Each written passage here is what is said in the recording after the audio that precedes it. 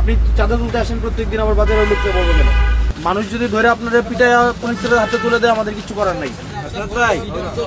অনেক কষ্ট করছি এই ইলেকশনের জন্য, অনেক কষ্ট করছি। চাল খাইবেন?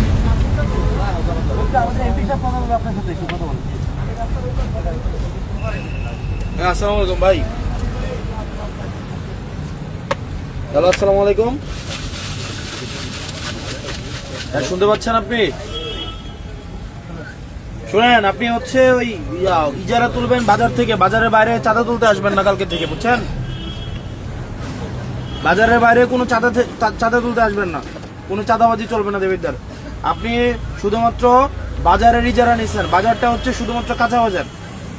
শুধু কাঁচা বাজারে এদিকে যদি আসেন, মানুষ যদি ধরে আপনাদের পিঠায় পুলিশের হাতে তুলে দেয়, আমাদের কিছু করার নাই, কারণ চাঁদাবাজরা সবাই ধরে পিটাবে, বুঝছেন?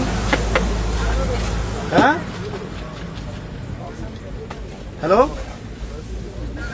আমি আপনারে কইতেছি, কোনো টাকা আপনি বাজারের শুধুমাত্র ইজারা নিচ্ছেন, আপনি ফুটপাত, আপনি কারে কারে কইতো বাজারের লোককে? আপনি চাঁদা তুলতে আসেন প্রত্যেকদিন, আবার বাজারের লোককে বলবো কেন?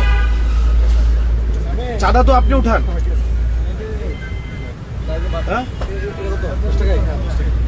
আপনারা বলে আপনি চাঁদা উঠাইতে আসেন না, আপনারা কে বলে আপনারে?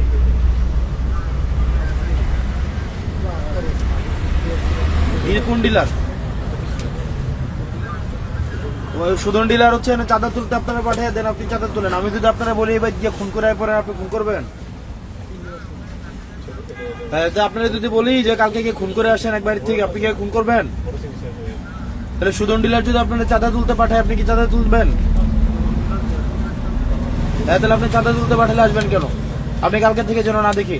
আর এখানে দোকানদার আপনারা যারা আছেন, কালকে যে চাঁদার জন্য আসে বাইন্দা রাখবেন একদম।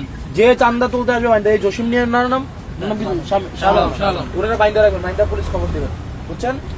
এক কোন চাঁদার জন্য যে আসবে